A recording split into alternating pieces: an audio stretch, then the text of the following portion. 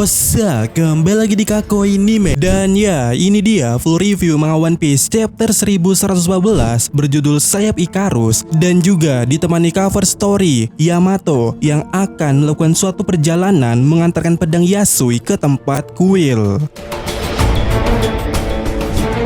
Nah, chapter kali ini dimulai di markas besar Angkatan Laut di dunia baru, di mana para Marine di sana sangat kaget dengan apa yang dikatakan oleh Vegapunk itu. Apa ke dalam laut? Apa dia sadar dengan apa yang dia katakan, Dr. Vegapunk? Sementara ya, di satu sisi Akainu memandanginya dengan tatapan yang sangat serius dan juga diam di sana. Kemudian kita beralih ke Pulau Jaya, atau lebih tepatnya di Moukton, kota yang dikenal atau disebut sebagai kota ejekan. Tentu saja mereka yang ada di sana yang mendengar ucapan Vegapunk itu, mereka tertawa, mereka mengejek Vegapunk, di mana mereka berkata, orang ini gila ya. Apa dia mencoba untuk membuat semua orang panik dan membawa dunia mati bersamanya?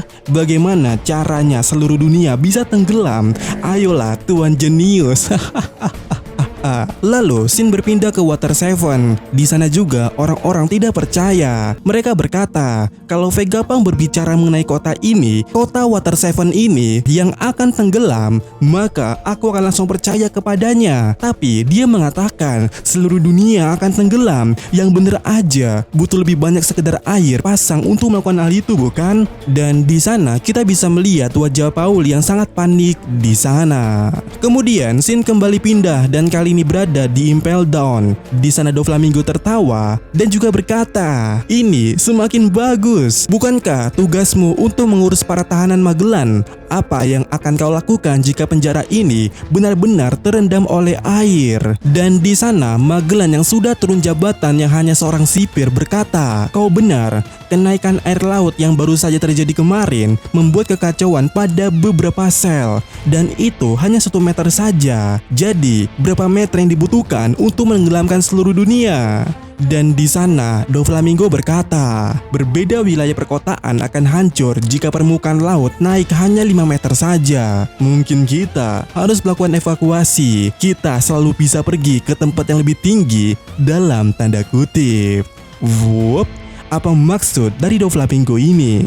Dan scene kembali berpindah. Kini kita berada di Rigu Kingdom di Fishman Island. Di sana ya, Shirahoshi bertanya kepada bapaknya, apa itu benar akan terjadi? Dan Neptune di sana meresponnya kalau hal itu terdengar sangat aneh, Jamon. Lalu scene kembali berpindah menuju Pulau Egghead. Di sana para Marine yang mendengarnya ucapan Vegapunk tadi itu, mereka berteriak itu konyol. Walaupun ya di satu sisi ada Marine lainnya yang mengatakan, walaupun itu konyol, tapi ilmuwan terhebatlah yang mengatakan hal itu.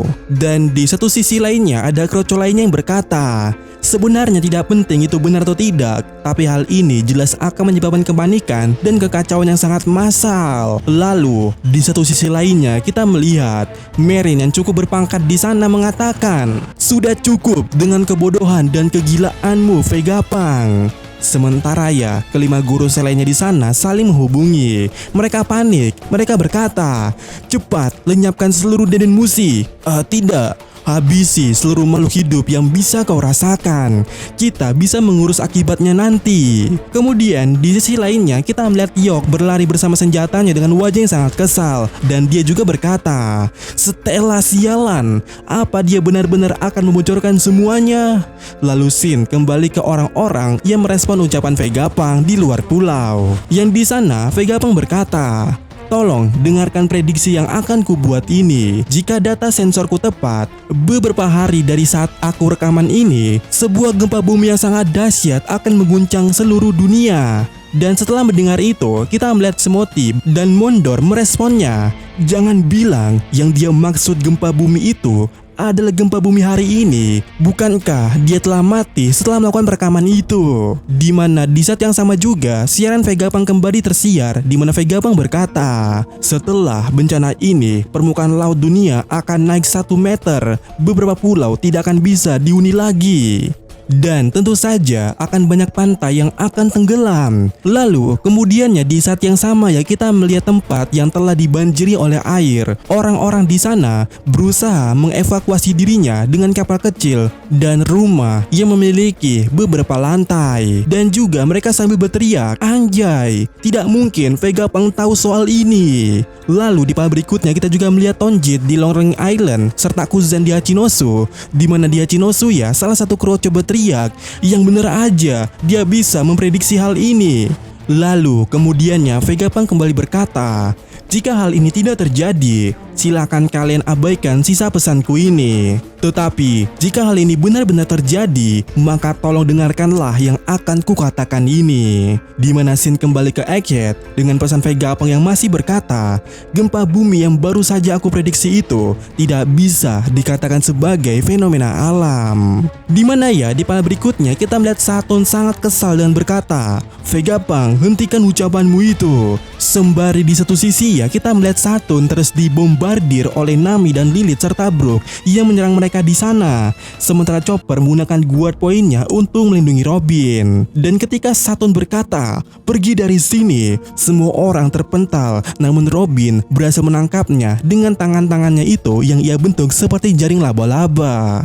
Sementara Chopper sendiri terpenyetkan oleh Saturn karena di sana ya Saturn menerobos masuk menuju laboratorium untuk menghentikan siaran Vegapunk. Di mana kita mendengar salah satu Gorosei di sana bertanya dalam telepatinya, "Mars, bagaimana dengan sumber tenaganya?" Namun Saturn menjawab, "Aku akan pergi melihatnya. Kita harus menjaga isi ruangan itu. Aku hampir sampai." Dan tibalah di sana Saturn di ruangan itu. Dia terkejut dengan sinar yang ada di sana, sinar dari Mother Flame, dan kita bisa melihat bentukan Mother Flame di sana.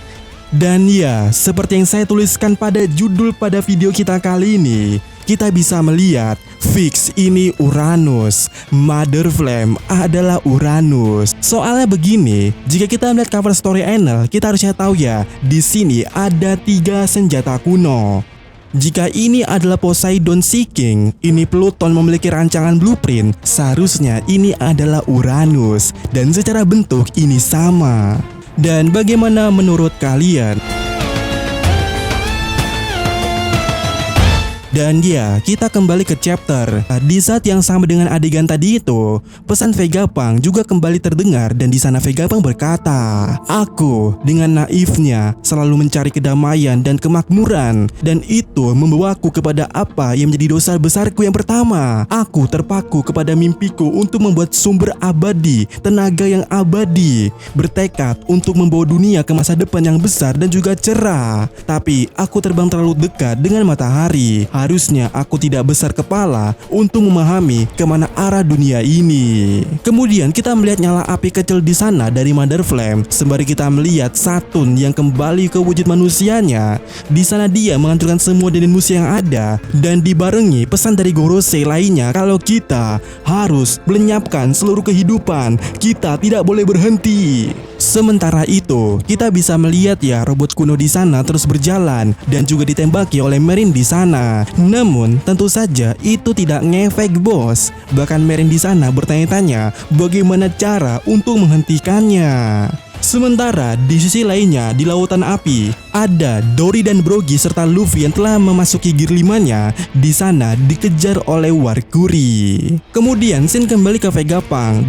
Di sana dia kembali berkata, "Pertama-tama kita harus mengetahui masa lalu, khususnya tentang apa yang terjadi di antara 900 dan 800 tahun yang lalu. Periode 100 tahun yang banyak orang anggap sebagai Void Century dalam sejarah. Lebih tepatnya itu dikenal sebagai abad kosongan karena seluruh informasi tentang itu telah dihapuskan atau hilang. Dan itu benar, tapi ada satu kunci untuk membukanya, yaitu beberapa potongan dan gemah dari masa lalu." Dimana ya mendengar ini kita melihat respon ini sama tanpa kata-kata di Marijoa.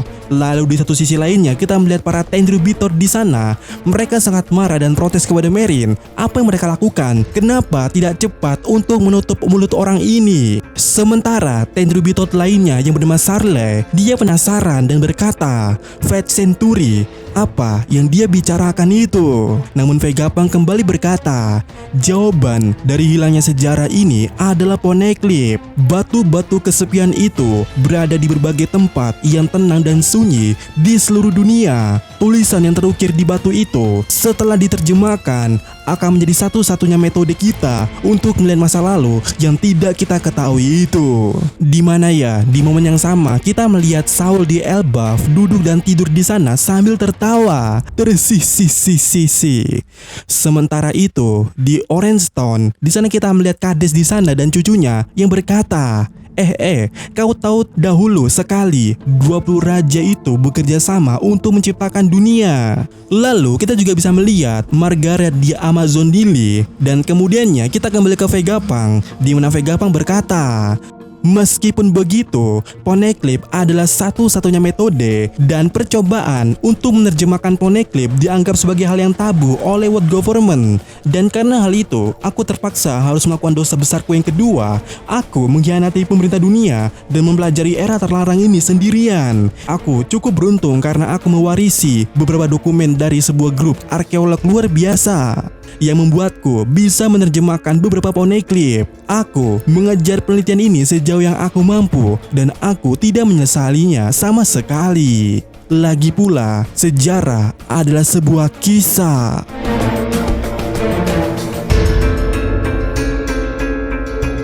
Kemudian di momen yang sama kita kembali ke grupnya Nami. Di sana terlihat Brook berteriak atas nama Zoro dan Jinbe untuk segera. Lalu di saat kemudiannya Usopp dan yang lainnya menyadari ada awan di sana bergerak memanjang dan Brook langsung sadar kalau ini adalah ulah Edison. Dan setelah itu Usopp menyadari bahwa kalau ujung awan ini bisa dimanipulasi untuk menjadi lebih panjang, jarak yang bisa dilalui Sanigo kali ini akan sangat mungkin mencapai laut karena hal itu, dan Usopp sangat senang menyadari hal tersebut. Sementara itu kita bisa melihat Edison berada di suatu ruangan tertentu, tubuhnya penuh dengan luka dan juga telah mendapatkan suatu perban di sana. Dan di sana pula Edison berkata, sebaiknya kalian benar-benar bisa lolos dari sini, jangan sampai kalian tertangkap oleh pemerintah. Lalu Shin menuju halaman terakhir pada chapter kali ini yang merupakan halaman ganda. Di sana kita bisa melihat kekacauan di pantai Egghead. Sementara di tepatnya Luffy menghajar sekali lagi Warkuri dengan mode gear 5-nya sambil berkata kalau ini pasti berhasil. Sementara Dory di sana mengatakan kepada Luffy, ayolah Mugiwara, sudah cukup, itu percuma.